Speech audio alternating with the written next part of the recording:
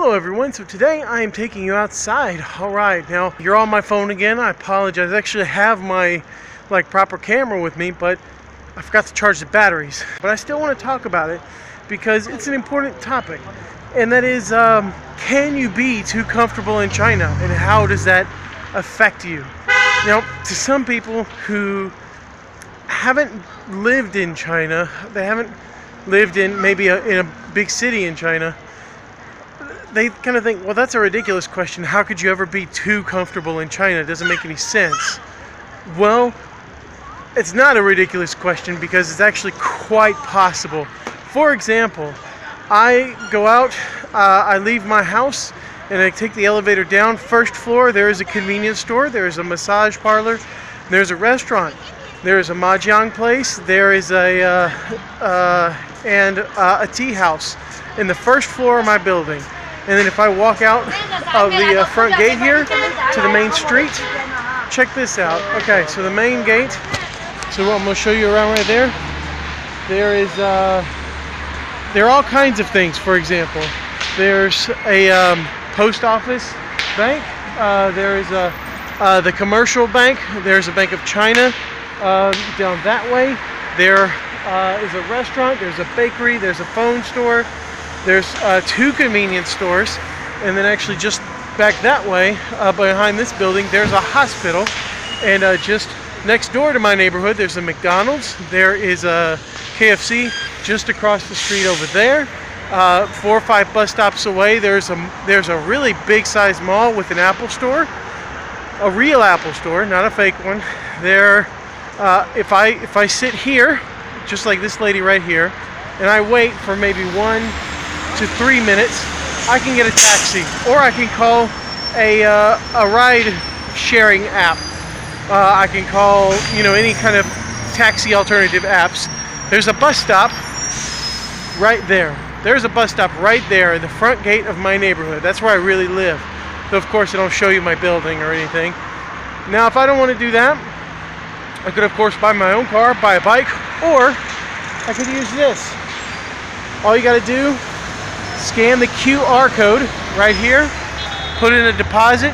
You can use that bike for 1 yuan for every half hour. That just right there, right in front of my neighborhood, within less than 4 minutes. That is just a very small taste of how convenient life in China could be. And my arm is really tired, so I'm going to cross the street and talk a little bit more. Anywhere you go in any city, at any level, there are bus stops everywhere that you can, once you've got a little bit of Chinese under your belt, you can use those, to get anywhere. Buses go everywhere in China, and capital cities are building up subway lines. And once you get a bus card, there you go. And that's it. You just get on, charge it every once in a while, and you are, it's fine. There's so many little conveniences about life here in China. Transportation just being the one I'm on at the moment. But let's talk food, for example. Now, a lot of you know that I live in Chengdu, the capital of Sichuan, and this is a food city. Food is a big deal here, but not just here, all over China. There are restaurants everywhere you could possibly imagine. And not only that, delivery has taken off.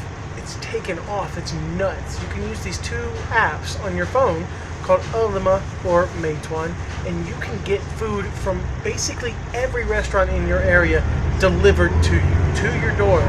All they do is they go there, they order the food, and they bring it to you, and you pay for it. Magic.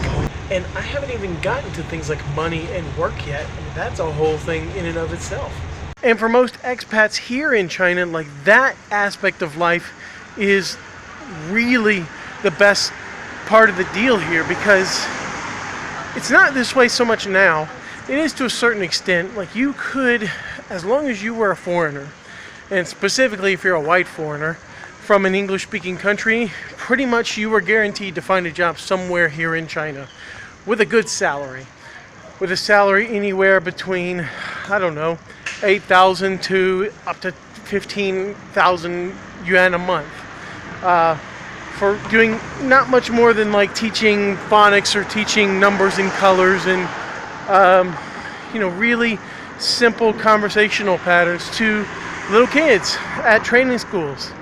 Things are changing a little bit with that. They are actually enforcing a lot of the rules now, especially here in Chengdu. Like it's getting really hard for some people to come in here legally and teach in Chengdu. So a lot of them kind of do it illegally. But the fact is, if you come to China and you're able to land a job in China, you'll have a job pretty much forever, because getting over here could be the difficult part. But staying here is really quite easy. You could stay here forever and teach and make good money. You will always have a job in China, and you'll have a comfortable life, much more comfortable than the local Chinese people will, because you as a foreign worker will make a higher salary, and sometimes you will also be given, along with that higher salary, a free apartment, and you'll be able to afford a much better lifestyle than most people your age. Like for me, I'm 27, and I'm doing a lot better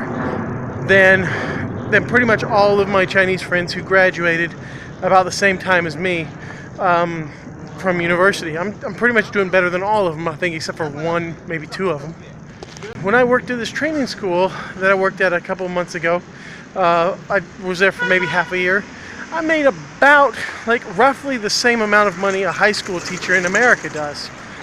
And that was just for really simple ESL work, for a lot less hassle, a lot less paperwork. I didn't have to get a teaching certificate. I didn't have to do anything. Minimal preparation. And I could have done that for years and years and years. And so things are really, really good for me here in China. They are really, really good for me here. And particularly since moving to Chengdu, I work at one of the top universities in this country. I work at, I think it's number 13. And who knows if I'm actually qualified for that or not. But I think I do a pretty good job teaching. But, having that really great job, and also having a second job that I have, I'd rather not talk about, or doing all these little side gigs, or meeting, there's so many little aspects of life here that make things so comfortable. And I get a little worried that I get too comfortable here, and will I get stuck in a rut here, and will I not be able to move on if the need calls for it? And that's something I'm going to talk about in a second. And let's not forget about how westernized and how modern and international China is becoming, particularly in cities like Chengdu.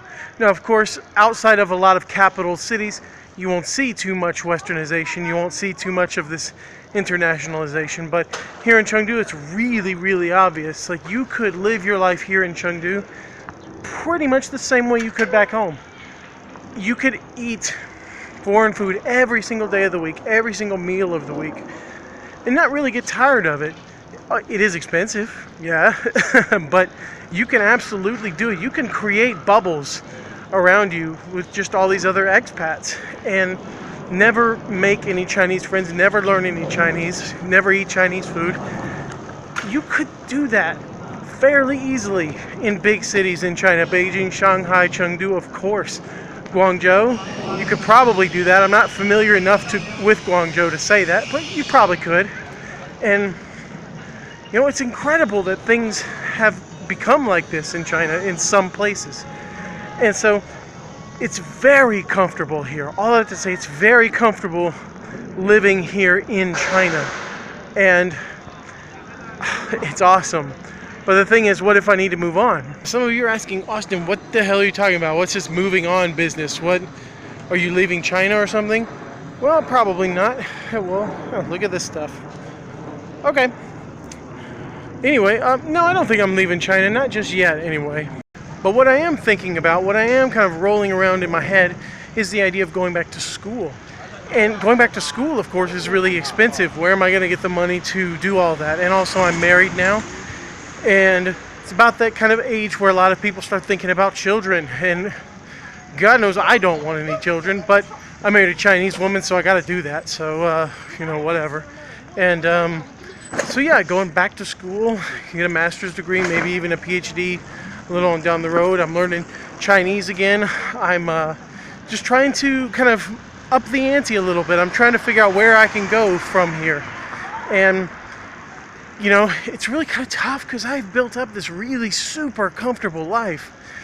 And do I sacrifice a little bit of it? Do I, you know, pinch those pennies and bite the bullet and go back to school? Or do I just keep doing it? Where am I going to end up? Am I going to end up in the USA again with nothing?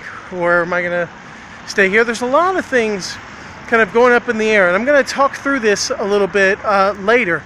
I have a podcast in which I talk through this issue. I talk through what's going on in my head, or what has gone on in my head over the past 5 years. And that should be up within a day or two of this video being posted. Or I'll see if I can get that posted before you see it. What is it that I want to do later? I mean, I've always wanted to teach history at the collegiate level, but is that going to be really useful to society? Is there anything that I can do to add really to this world besides teaching a few history classes? Or do I do that here on this channel and then do something else with my academic career? Because I do love academia, I do love study, I do love university life. And so yeah, that's kind of where I'm at. I've tentatively decided to go back to school, but I'm also scared about this whole thing of like comfort. I have this really comfortable life, this really awesome life, but school's expensive. You know, school is really expensive. And where do I get the money for the tuition for that? And then what do I do after that? And that kind of thing. So there's a lot of things going on. What with, you know, who knows, maybe a baby on down the road, and then, you know, there's a lot of uncertainty right now.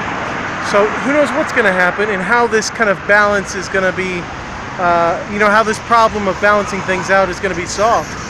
But we'll see. I think that's my bus. Nope, no it's not. But either way, I think I am going to go now. And just kind of leave you with that question. Would you choose comfort over searching for something more, or would you take that leap? And you have any advice for me? What are your thoughts? Let me know down below. I'm done talking. It's your turn. I'll see you all next time.